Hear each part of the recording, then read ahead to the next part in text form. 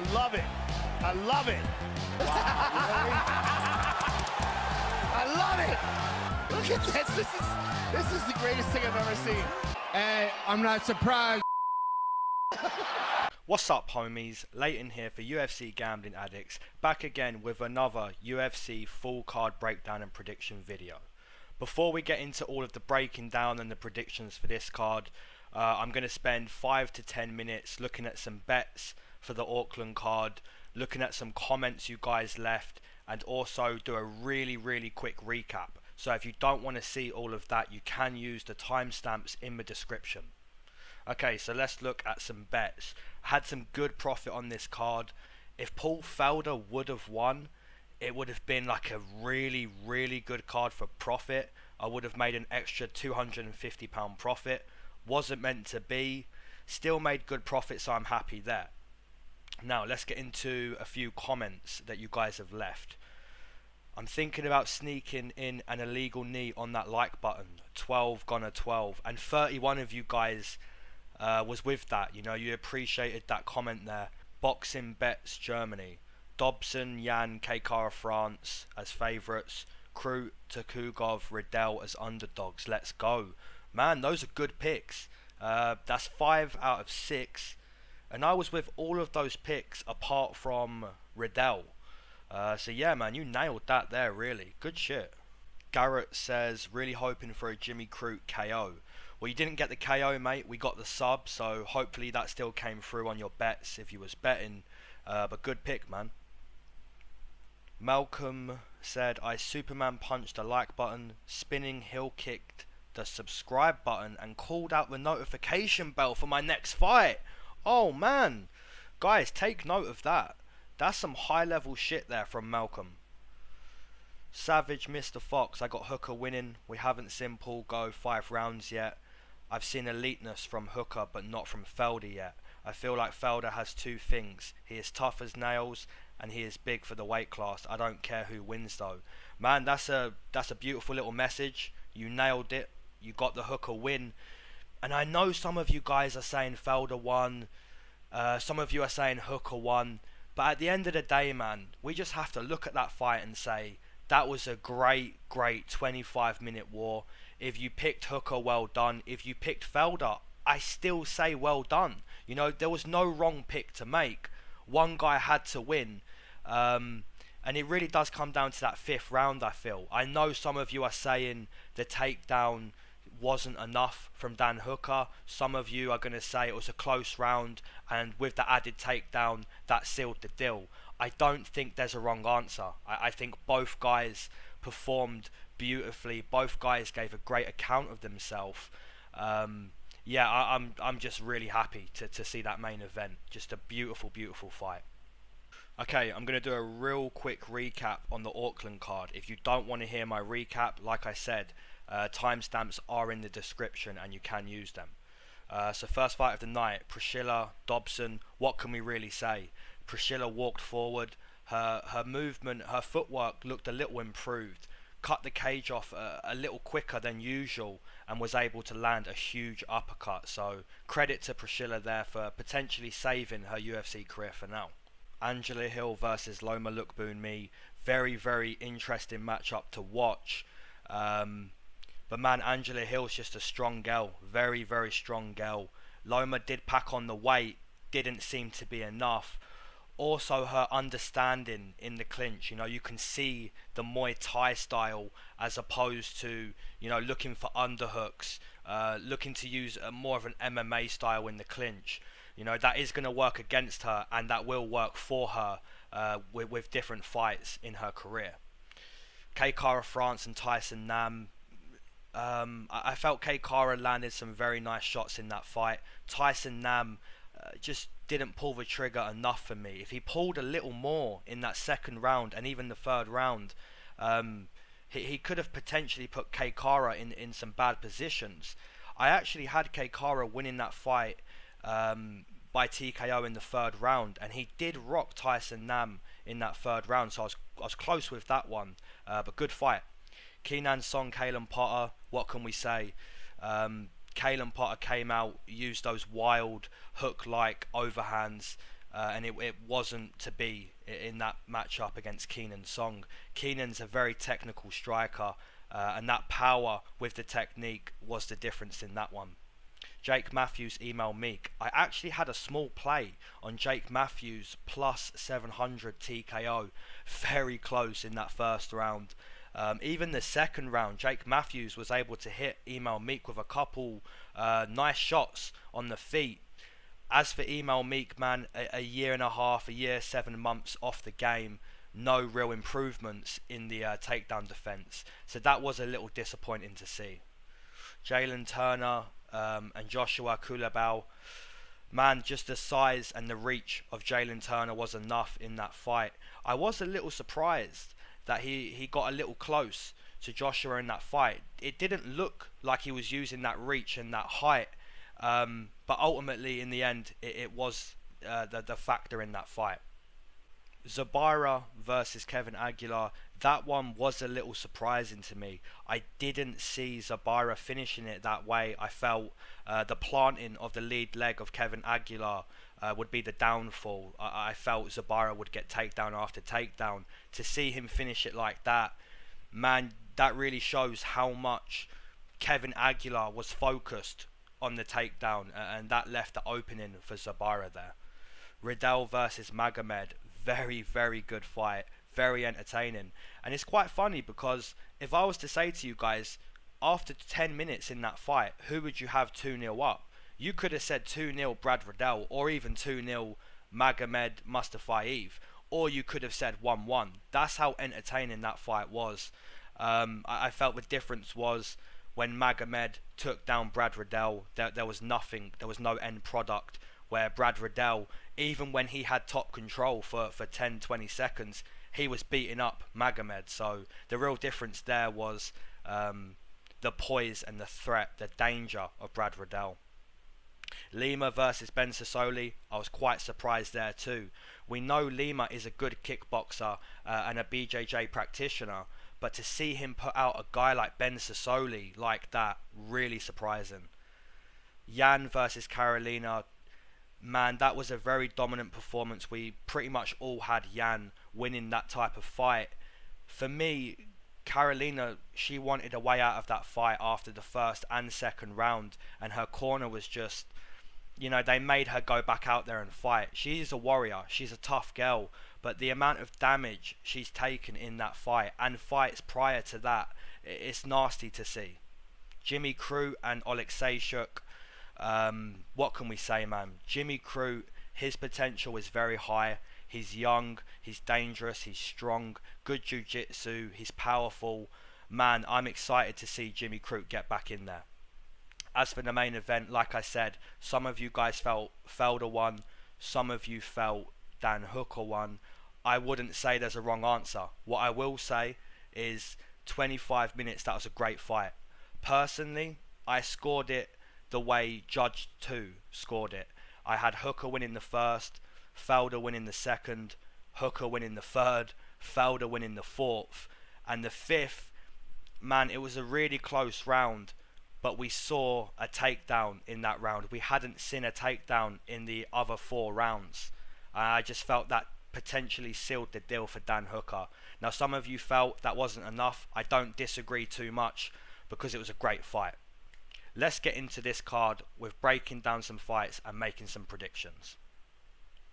First fight of the night, we have Ishmael, the Austrian Wonderboy Naurdiev versus Sean Brady, and we're going to start with the Austrian Wonderboy. So Naurdiev comes into this fight 2 wins, 1 loss inside the UFC. Primarily a striker inside the octagon, has quite a flashy style, loves to spin with his kicks, uses a wide variety of kicks inside the octagon. This guy is going to be very hard to beat in a technical striking battle. We even saw in his loss to Chance Rencounter how good this guy is on the feet. Chance was able to absorb a huge amount of damage in that fight, and was able to battle through, take Naurdiev to the mat and win that type of fight. Sean Brady comes into this fight 1-0 inside the UFC, training out of Renzo Gracie, Philadelphia. and I'm assuming Sean is primarily a BJJ practitioner inside the octagon. However, when we look at his debut, we get excited, right? We get very excited.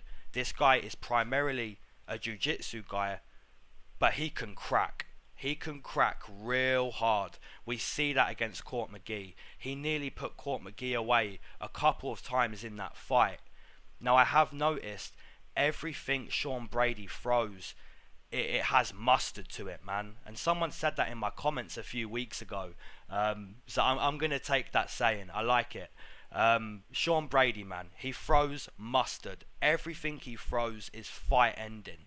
So when you look at this matchup, you think, well, Naurdiev is the more technical, more composed striker, but Sean Brady is way more likely to shut your lights off.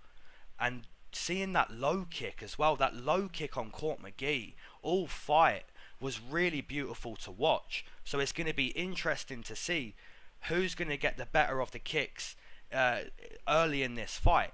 You know, Naurdiev loves to come out and utilise his kicks. Sean Brady showcased a beautiful low kick against Court McGee. So this is a very tough matchup to predict.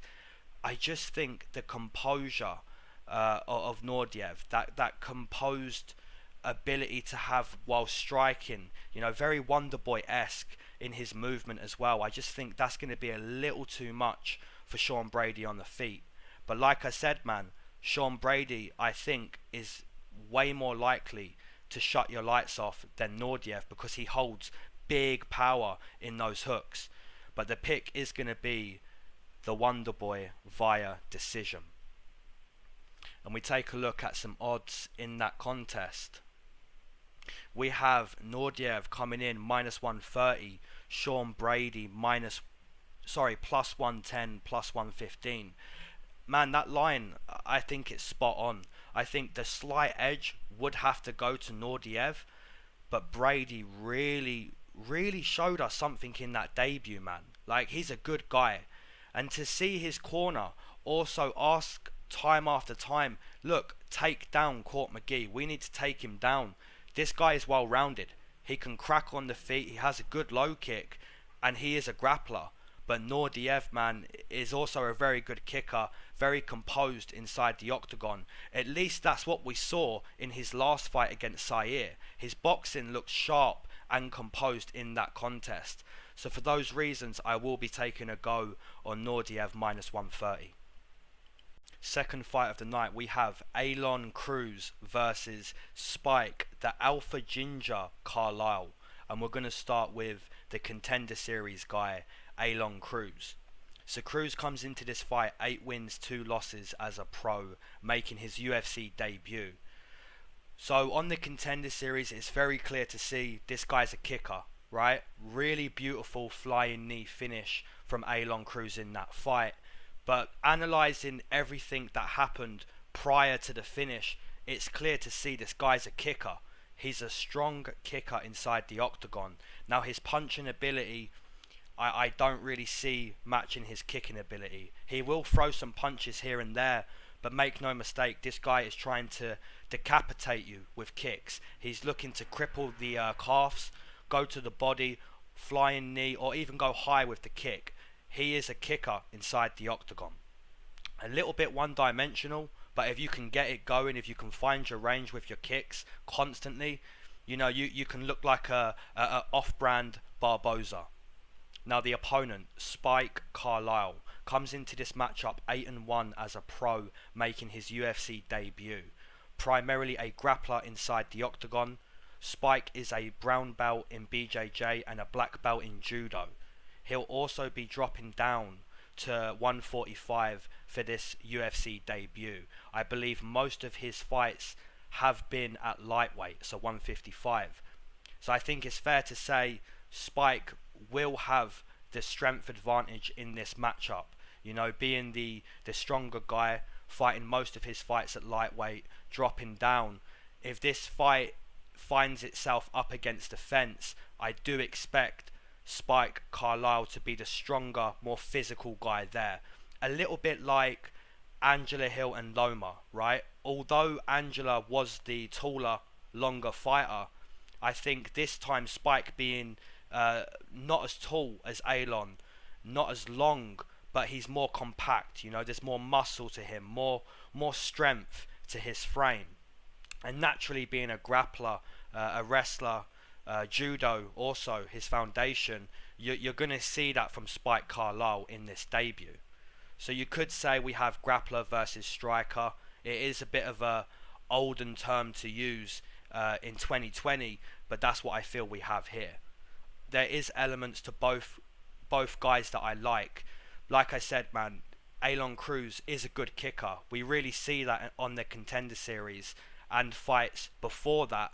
Spike Carlisle, I think he's shown us good BJJ in some of his fights prior to this debut too. So it's once again another one that's very tough to predict. But I think, in my opinion, the ability to take the fight to the mat in MMA is one of the most important things in MMA. You know, you look at Felder and Hooker, very, very close fight, but that takedown could have sealed the deal for that decision. And I just think if this is close, just those takedowns, a couple takedowns here and there each round for Spike Carlisle, I think that could give him the nod in this contest. So for those reasons, I'm going to be taking the Alpha Ginger via decision. And we take a look at some odds. Alon Cruz, minus 175, minus 160. Spike Carlisle, plus 155, plus 145, plus 158. Man, okay, so a lot of people going with the kicking side to this fight rather than the grappling and BJJ side. It's a very tough fight to predict, man. I have been quite back and forth in this matchup, man. Like I said, I really like the kicks of Cruz, but man, if you can pressure that type of guy, keep him on the back foot, fight him up against the fence, look to take him down, that's really going to zap a lot of energy. And kicking over and over, you know, that takes a lot of energy too. So, man, really good matchup, but I'm going to side with the underdog on this one. Fight number 3, and I feel this is another fight that could really go either way. We have TJ Downtown Brown versus Jordan, the native psycho Griffin. And we're going to start with the newcomer, Downtown Brown. So TJ comes into this fight 14 wins, 6 losses as a pro, making his UFC debut. Another guy we've seen on the Contender Series recently. Man, I am getting a strong feeling for the Contender Series on this card. So TJ is very wrestling orientated. He has a low center of gravity, and that's not a saying we use much in MMA, low center of gravity, but I feel that when I watch TJ Brown fight, he can change levels very quickly, really change levels to the legs and use that wrestling foundation. Kind of reminds me of like a Ricky Simone. I talk about TJ Brown's wrestling, but he can get very wild on the feet as well. Some of his high kick finishes are beautiful, so he will also get wild on the feet, just like a Ricky Simone. The opponent, Jordan the native psycho Griffin, comes into this fight 0 wins, 2 losses inside the UFC. Primarily a BJJ practitioner and a kickboxer inside the octagon. Jordan lost his debut to Dan Ige, you know, and there's no shame in that. All of us, pretty much all of us, respect Dan Ige as a fighter. You know, that guy has very good jiu-jitsu, good MMA wrestling, his boxing sharp. Very good guy is Dan Ige. So absolutely no shame in that debut loss. Jordan Griffin was actually able to win the second round, I believe, in that fight against Dan Ige. So there is positives to take away from that loss. However, looking at his most recent performance against Skelly, now that's a fight I'm not too accepting of the defeat there. I felt that was a very winnable fight for Jordan Griffin. I felt his IQ, his decision making in that fight was extremely questionable, and potentially lost him that fight. It was a very grueling type of fight, a lot of grappling, and come the third round, you know, it was very clear to see Griffin had an advantage on the feet. He was the better striker in that contest, but he chose to grapple. Now, the only way I can imagine that Griffin chose to grapple is, he was extremely tired. The arms were very heavy and he didn't want to strike, and now he had to grapple, which potentially lost him that fight. So the IQ is something we have to note down for Jordan Griffin. Like I said at the start of this matchup, it's a very, very tough fight to predict. A couple days ago, I was leaning towards Griffin. Monday night, I'm leaning towards TJ Brown. I just think, if this is another one of those contests where it gets a little dirty in there, it becomes very fatiguing, very grueling, very labouring type of fight.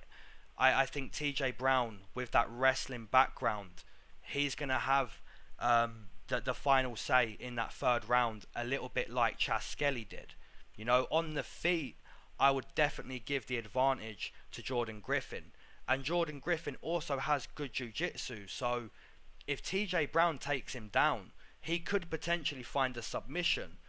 But if that submission doesn't come, and the takedown comes 2 or 3 times around, just like a little bit like Spike Carlisle, if the wrestler isn't getting submitted, but he's getting those takedowns every round, and he's looking fresher than the opponent, then I think that could paint a story for the judges. So for that reason, I'm going to take TJ Downtown Brown via decision. And we take a look at some odds. We have Jordan Griffin coming in -130, TJ Brown returning +110, +120. So yeah, those are good odds. That's my second underdog on the card. Jordan Griffin, man, he has a chance, right? He has good BJJ. He's a good striker. He's also fought on the Contender Series. He has more experience, I feel, fighting better guys than TJ Brown. But there's something about that loss to Chas Skelly that makes me a little bit hesitant in taking him against a wrestler like TJ Brown. So for those reasons, I feel way more comfortable on the plus money line for this fight. Fight number 4 on this card, we have Marcin Tybura versus Sergey Polar Bear Spivak. And we're going to start with Tybura. So Marcin Tybura comes into this fight 4 wins, 5 losses inside the UFC. The former M1 champion, now on a fast decline in the UFC.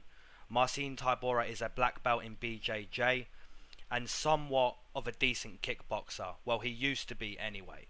I don't know if it's like a Polish thing and he wants to decline at the same speed as Carolina. A little bit of a strange situation going on with Marcin Tybura. He loves to switch his stance inside the octagon, fires a lot of kicks, if he isn't grappling, that is. Because his grappling, for me, is where he finds the best success inside the octagon. Now, the problem for Tybura is his heart. He doesn't seem to be as motivated as he once was. And just like some fighters we know, when the going gets tough, Tybura gets going. The opponent, Sergey Spivak, comes into this fight 1 win, 1 loss inside the UFC. Only 25 years old, quite a young heavyweight. Completely destroyed in his debut against Walt Harris. Just no competition from Spivak in that debut. Just blasted out of the water. In his second fight against Tuivasa, somewhat redeemed himself in that fight. Took down Tuivasa over and over and over. And eventually was able to work towards a submission in that fight. Now, looking at Spivak as a striker, there's not much to really see for danger. The lead leg is very much there to be kicked all night long. His boxing ability doesn't seem to be the sharpest either. His groundwork, just like Marcin Tybura, seems to be the most successful way for Spivak to compete inside the octagon.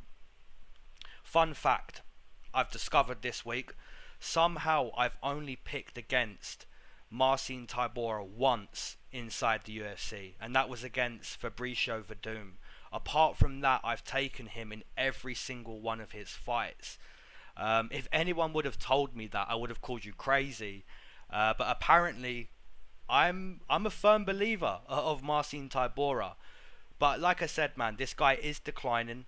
His heart isn't what it used to be. But I do like him, man. He's a black belt in BJJ. He's a good kicker. And when it goes well for him, it goes very well. I was in Germany and I watched him fight Stefan Struve live. And we know Stefan Struve is a guy who is enormous and doesn't use that enormous size to his advantage. But Tybura, he set out for the takedown. He got those takedowns and he won that fight with an intelligent game plan.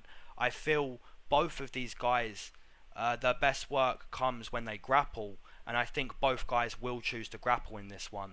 And I see the black belt of Marcin Tybura being the deciding factor. If he gets knocked out by Spivak or gets subbed, you really have to think about potentially calling it a day. So for Marcin Tybura, I'm going to stick with him. I haven't gone against him at all. Maybe that's not the best thing to do here. Maybe it is. Marcin Tybura via submission in round number 2. And we take a look at some odds in this matchup, if I can find them. My laptop is screwing around just a little bit. Marcin Tybura coming in at plus 100. Wow, a lot of people leaving Marcin Tybura in this matchup. But then again, we have Spivak coming in minus 110, minus 115. And Tybura is minus 115 on a couple sites. So yeah, we have a pick'em, a complete pick'em. If this matchup happened 2 years ago, I feel Marcin Tybura would be minus 400. But the fact he's declining, the fact he's taking damage, he's getting knocked out, it makes it a tough one. Especially with Spivak having that impressive performance against Tuivasa.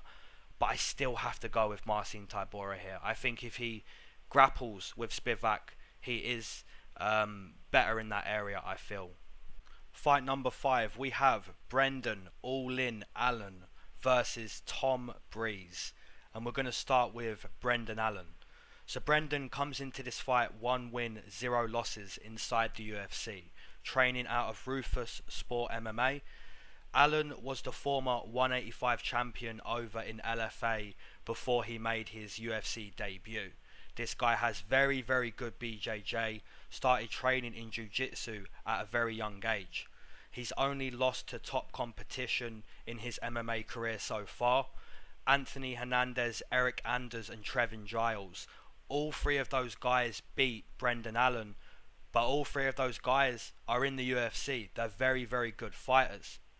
Now looking at Allen's debut, man, I was very, very impressed. I took Kevin Holland in that match, and I just felt Brendan Allen showed us, man, that guy can fight through adversity, even if it's not going well for him on the ground up against the fence. He's going to use his BJJ. He's going to use his foundation.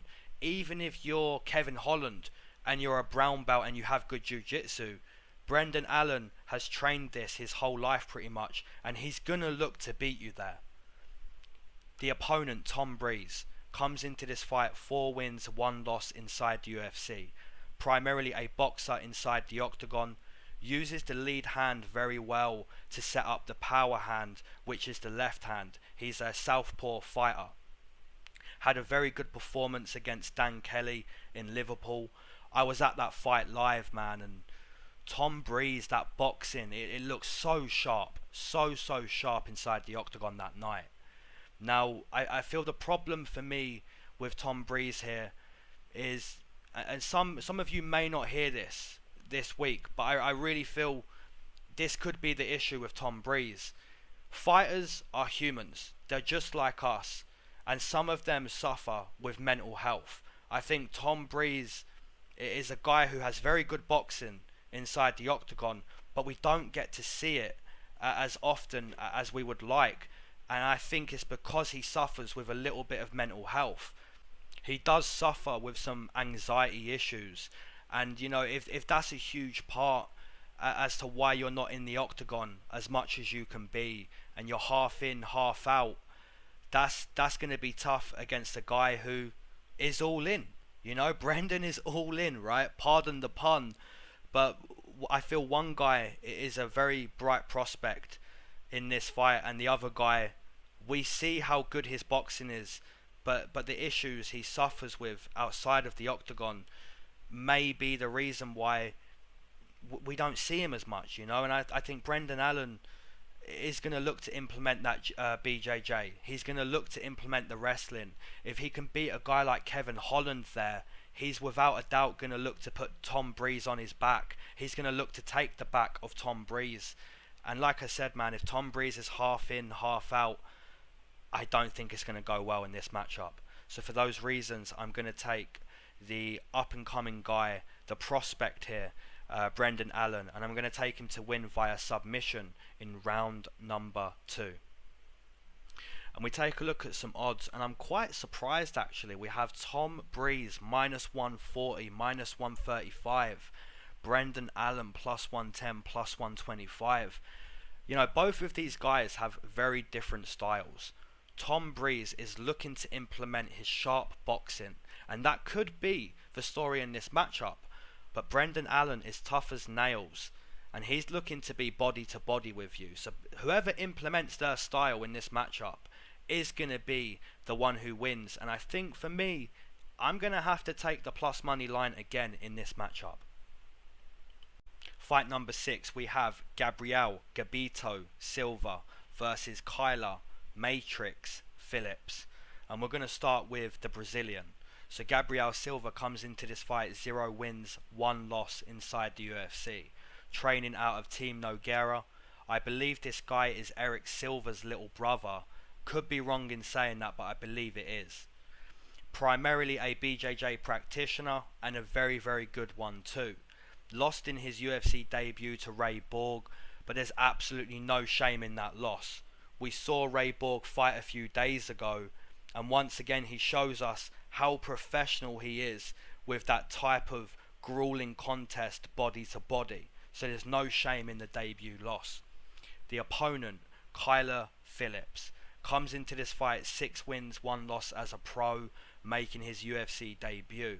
I do believe he should be 7-0 as a pro. He had a split loss, but man, he felt he won that fight. I felt he won that fight. I know a few of you guys would have seen it and felt he won that fight also. Kyler Phillips, just like Gabriel Silva, is a BJJ practitioner, a BJJ wizard. Just beautiful jiu-jitsu. Looks to take the back. Always looks to find triangles, arm bars, rear naked chokes. That's what both of these guys are going to try to do in this fight. Both guys love their BJJ. Now the difference for me in this one is, well, if both guys are BJJ practitioners, if both guys are very, very good there, that's where they make their bread and butter. How are they going to feel when they're not able to beat their opponent there? How will they beat their opponent elsewhere? And for me, that's going to be the striking. So for me, in this one, I feel I'm going to take the guy who can strike a little better on the feet, move a little better on the feet. Because if Gabriel Silva doesn't submit Phillips, and Phillips doesn't submit Silva, or either guy doesn't dominate in that area of the fight, then I think the judges are going to decide with the strikes. And I see Kyler Phillips being just a little more advanced on the feet than Gabriel Silva. Phillips loves to, he kind of uses like a karate stance, bounces on his feet back and forth. And one of his head kick finishes is really beautiful as well. He goes to the body and the opponent kind of shakes it off. And instantly during that shaking off moment, Kyler Phillips goes high with a high kick. And it's beautiful. So for me, Kyler Phillips, very good BJJ. Gabriel Silva, very good BJJ. If you was to ask me who would have the advantage on the mat, I wouldn't pick through technique, but I would pick through strength. And I think Silva is stronger in there, you know, just more muscle to him. Looked good on the mat against Ray Borg. So I think he could potentially muscle Kyler Phillips around on the mat. But as for technique, man, both of these guys have very good BJJ credentials. Both of these guys very good on the mat. And if it's not to be played out there, and if it's to be played out on the feet, I just think Kyler Phillips is a bit better of a striker. So for those reasons, I'm going to take Kyler Phillips via decision. And we take a look at some odds in that matchup. We have Kyler Phillips plus 105, plus 110. Gabriel Silva minus 125, minus 115, minus 130. Wow, so that's another underdog I'm taking on this card. Both of these guys, man, very good BJJ. And maybe a few people are seeing Gabriel Silva in being the stronger guy on the mat, you know? And maybe that's why he's minus 130.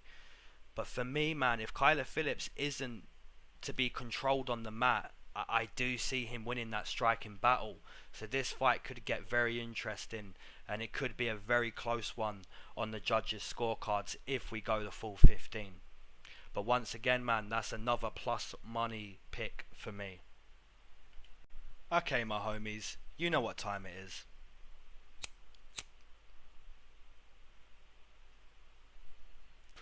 If you're a smoker and you've been smoking throughout this breakdown and predictions video, amen. If you're a smoker and you haven't and you waited for me, double amen. If you're a smoker and you're listening to the smoke break, no wait, if you're not a smoker and you're listening to the smoke break, triple amen is what I say to that. Okay, so here's the poll for the main event of last week. The majority vote was victorious in this one again. I believe that's 4 out of 5 times this year. Jan Blachowicz is the only minority vote that has won. However, some of you will say Felder won, and some of you will say Dom Reyes won. But the majority vote on the community tab is 4 out of 5. So if you want to have your vote on the main event for this breakdown and prediction video, please go to the community tab and have your say. These polls will be posted every single video, and we can see how well we're doing as a community with these main event picks. Okay, so let's spark this blunt back up and then get into a few comments.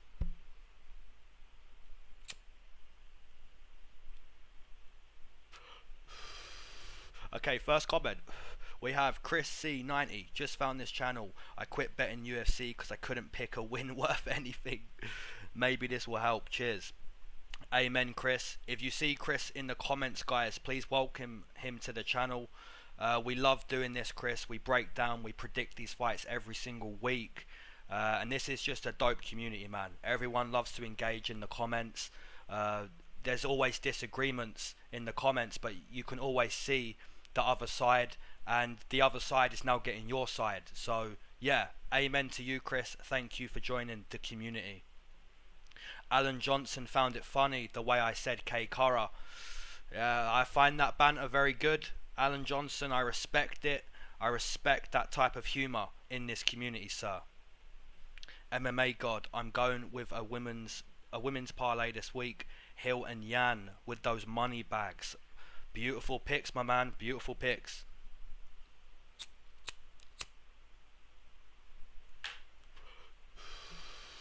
What else have we got here?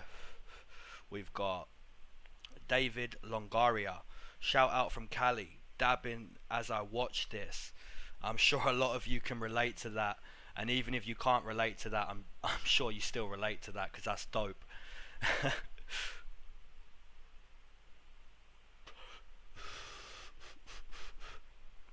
As always, guys, leave your comments with your underdogs, man, because apparently on this card I'm picking a lot of plus money lines, and a lot of you said last week that you feel there's going to be a lot of upsets on the Auckland card, and there wasn't many, right? There was Priscilla. You could kind of say Brad Riddell was an upset because he was plus money. Tahugov was an upset because he was plus money and with that TKO finish. So there's 3. Cruz, you could say there's 4. But yeah, so 4 upsets last week. Man, and I've already got, I think, 4 underdogs on this card. So Hopefully, this week we see the plus money coming in, because if it doesn't, man, my picks haven't been good on this card. But if it does, we're making those money bags, just MMA God style. You know, we're bringing the money bags in. Quick reminder, I gave away a UFC Gambling Addicts t-shirt recently to a subscriber called Malik Smith. I'm also going to be giving away another UFC Gambling Addicts t-shirt, different design this time, for 3k subs. So if you haven't subscribed, please make sure you hit the subscribe button. I'm only roughly 70 away from 3k, and I'll be giving away another t-shirt for free. Alright, let's smoke a little bit more of this blunt, because I haven't smoked too much yet.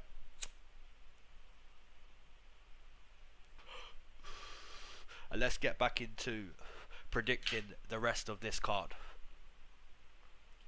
Fight number 7, we have Grant the Prophet Dawson versus Darrick Minner, and we're going to start with the Prophet.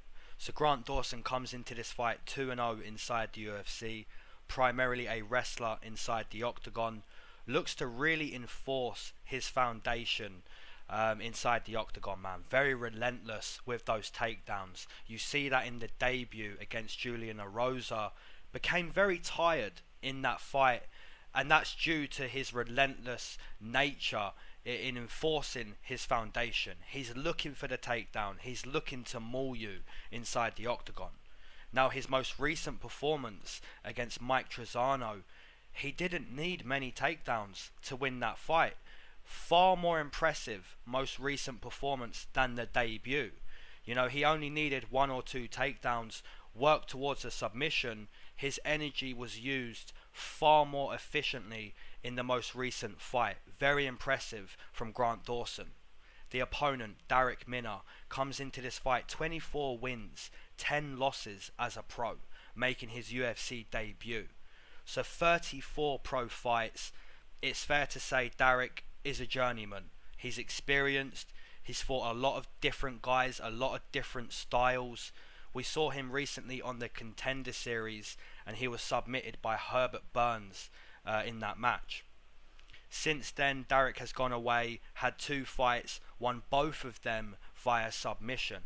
I believe Darrick has roughly 19 or 20 submission wins in his whole MMA career. So he's mainly getting it done on the mat as well. Some of you may say Darrick doesn't deserve this debut shot in the UFC. Some of you may say he does because of his journey, right? Has a lot of experience in fighting loads of styles. The problem is he's debuting against a very, very good wrestler in Grant Dawson. Now, wrestling and BJJ are 2 very different arts. We saw on the Contender Series he lost to Herbert Burns, and Herbert Burns was using his foundation, which is jiu-jitsu, just like his brother, also Burns. Grant Dawson is a wrestler. He's not going to use that BJJ unless he's really dominating you on the mat. His wrestling is the threat in this contest. So Grant Dawson is going to look to end up on top. He's going to look to maul Darrick Minner. Darrick Minner loves to get it done on the mat. He loves to use his BJJ. It wasn't to be on the Contender Series, and personally I don't think it's going to be here either. Grant Dawson is the Prophet, man. He's a young guy. He's up and coming, and the progression from the debut to the second fight, for me, very impressive, and I expect to see once again progression in this contest. So for me, I'm going to take Grant Dawson via submission in round number 2. And we get some odds. Darrick Minner coming in plus 340. Grant Dawson minus 4. Man, I can't argue too much. I will say, you know, Grant Dawson looked very tired in the debut when Erosa was able to keep getting up from the takedowns. But I don't think that's going to happen here. I think Grant Dawson's going to get 1 or 2 takedowns maybe, and look to just really maul Darrick Minner in this contest. Some of you may take Darrick plus 330, but I'm going to be on Grant Dawson minus 4 here. Fight number 8, we have Megan Anderson versus Norma Dumont. And we're going to start with Megan. So Megan comes into this fight 2 wins, 2 losses inside the UFC. A true 145er, 6 foot tall with a 72-inch reach. Both of her losses in the UFC have come to grappling. Holly Holm was able to hold her down and win in that type of way. Felicia Spencer was even able to take the back and look to choke out Megan Anderson. So it's fair to say Megan Anderson does need to improve her grappling. However, it would also be fair to say Megan Anderson is and has improved her grappling. You know, there's looking at Megan with the glass half empty or looking at her with the glass half full. I would rather look at the fighter with the glass half full. You look at her most recent performance against Zarah. She was able to take down Zarah, control her on the mat and work towards her own submission. So even though she needs to improve that part of her game, it depends how you look at it, right? She did. Look at her most recent performance. She is improving it. She's also 6 foot tall. She's long. She's a very good kickboxer in the 145 division. The 145 division is very, very shallow. I believe all 4 fighters in that division are fighting on this card. So that's going to be interesting to see. Personally, I think if Megan Anderson keeps this fight kicking distance, kickbox for 15 minutes, I think she could have a very good time in this fight. Now the opponent, Norma Dumont, comes into this fight 4-0 as a pro, making her UFC debut. I'll be completely honest, I've only seen one pro fight from Norma, so learning about this girl will be mainly from the debut for me. But what I have seen is she's willing to go to the mat, and when she's standing, her main danger is her kicks. She loves to throw the low kick time and time again, and like I said, she doesn't mind going to the mat. So for me, looking at this one from the very limited tape I have seen on Norma, I think if Megan Anderson finds herself in a position where her back gets taken, or Norma's able to half guard her on the ground or potentially mount her, that could be bad for Megan. But on the feet, man, that height and that reach advantage, just that kickboxing style from Megan Anderson should be enough in this contest. So for those reasons, I'm going to take Megan Anderson via decision. And we take a look at some odds. Megan coming in -230, Norma coming in +200. So yeah, man, a lot of people on Megan Anderson. So that's fair to say a few of you guys are seeing the improvements in Megan Anderson's grappling.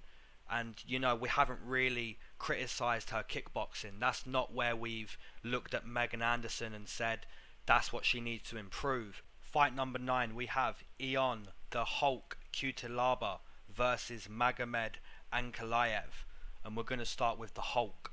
So Cutelaba comes into this fight 4 wins, 3 losses inside the UFC, and this guy is very, very mean inside the octagon. His foundation is Greco-Roman wrestling and combat sambo. However, his willingness to throw heavy leather is what makes this guy the animal he is. Completely dismantled Khalil Roundtree in his last fight. Just so aggressive inside the octagon, man. He's not looking to spend any time in there figuring you out. He just comes forward with pure aggression and just get in, get out. It is his type of mentality. And when it works, you know, it really works. 3 of his finishes have all come inside the first round. You know, he's not looking to spend much time getting to know you in there. He's looking to just be an animal. And Cutelaba is definitely an animal, man. The opponent, Magomed Ankalaev, comes into this fight 3 wins, 1 loss inside the UFC. Should be 4-0 if Paul Craig didn't pull off that Hail Mary, but he did. Magomed is an international master of sports in MMA and a master of sports in Sambo. His striking is also very, very technical, loves to feint his hands. His hand movement, the constant feinting of his hands is something I've really noticed with this guy. And when you start to watch his hands, then the kicks come. You know, this guy is super technical in there. You know, the striking, the grappling, the movement, the reading, the feints. Magomed Ankalaev is definitely someone I feel will crack into that top 10 in this division. Now, looking at this matchup, Cutelaba absolutely has the power to put out any man.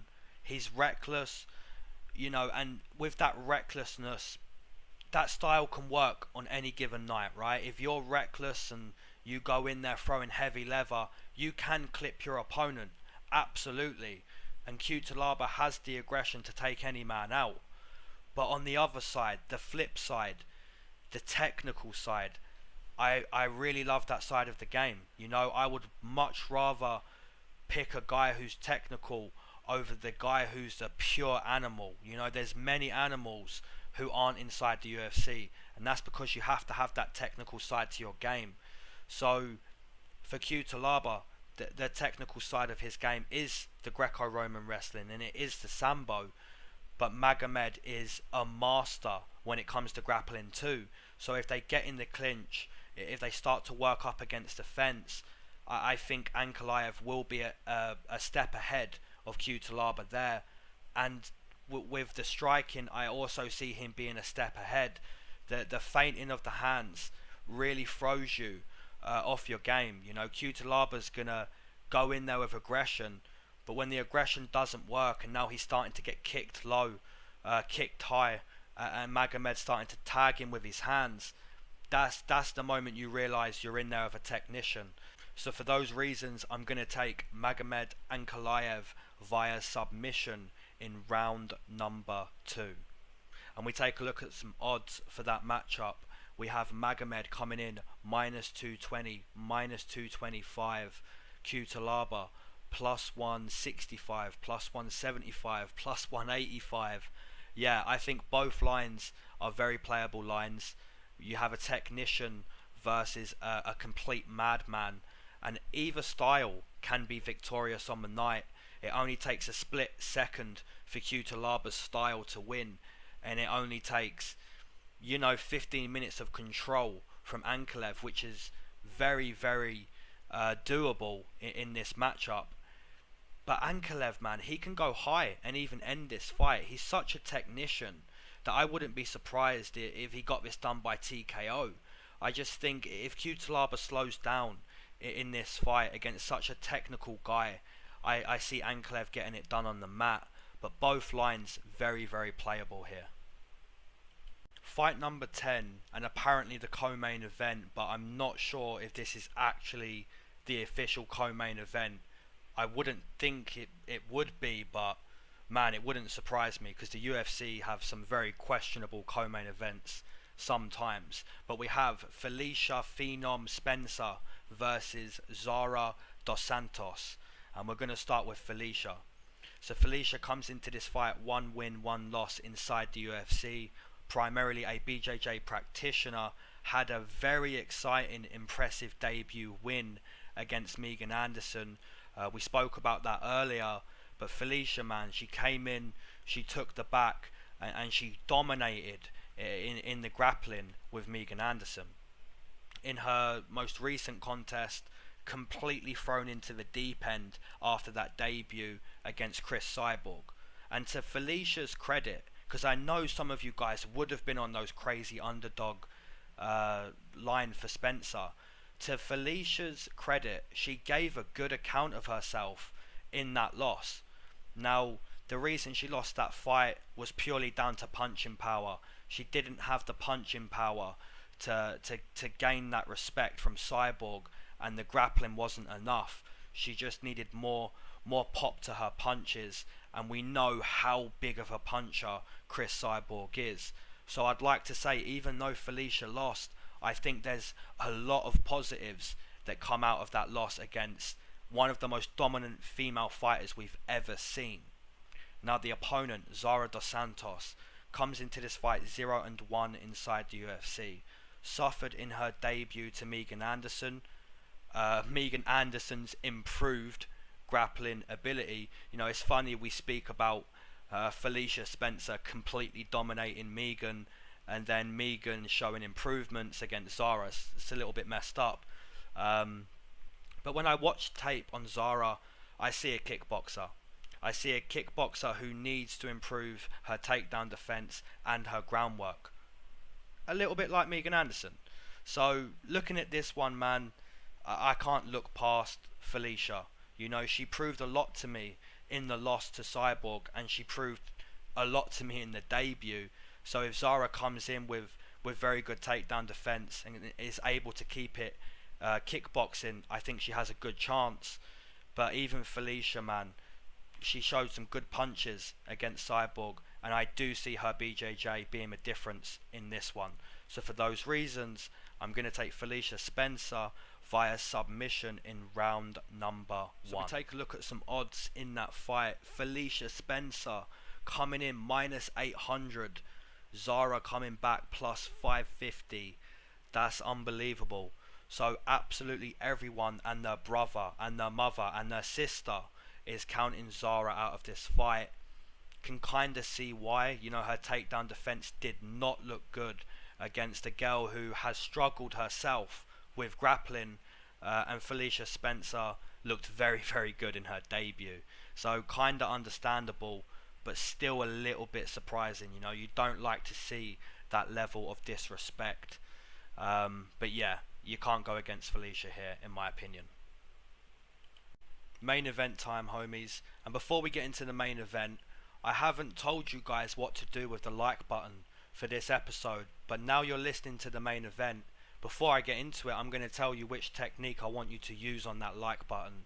Potentially sink in like an anaconda choke, or maybe look to mount the like button and use some nasty elbows from the top position. One of those two techniques is what I'm feeling for this card.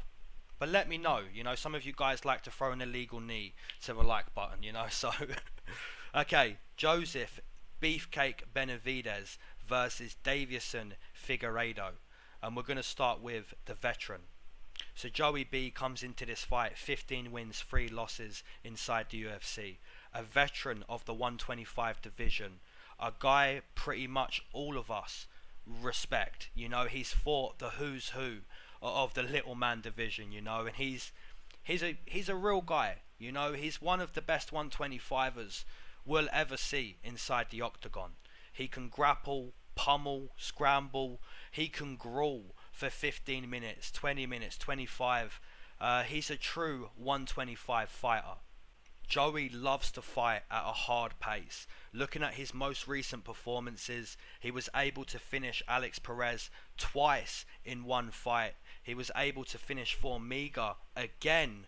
Joey B is without a doubt one of the best 125ers we'll ever see grace the octagon.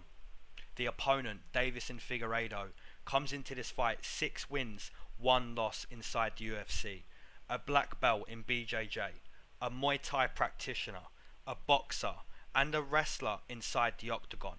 A very well-rounded Brazilian, and he also fights out of a karate-like stance. Loves to switch his stance a lot inside the octagon too. So when you realize all of these arts that Dawson is trained in, you really notice it all when you watch him fight inside the octagon. His scrambling ability is second to none. His takedown offense is beautiful. His power in his punches is very noticeable at 125. The elbow display against Pantoja, you know, just really nasty, man. He looked like Tony Ferguson fighting Pantoja. I believe he broke his right hand, and that's why he just kept throwing these nasty elbows out in towards the end of the second round and in the third round. Just beautiful. Dawson Figueiredo has shown us time and time again how many tools he has inside his locker. This is a great main event. Both guys 100% deserve the opportunity to fight for the strap.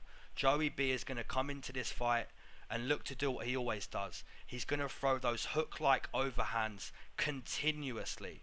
On top of that, he's going to push back Dawson with takedown attempts, and he's going to push a real hard pace in there. Dawson, on the other hand, has some real power in his punches. Now, Sergio Pettis was able to fight on the back foot and pick apart Joey Benavidez on the way in. Davison hasn't got the timing Sergio has, but I believe he has more heart and more determination and more power.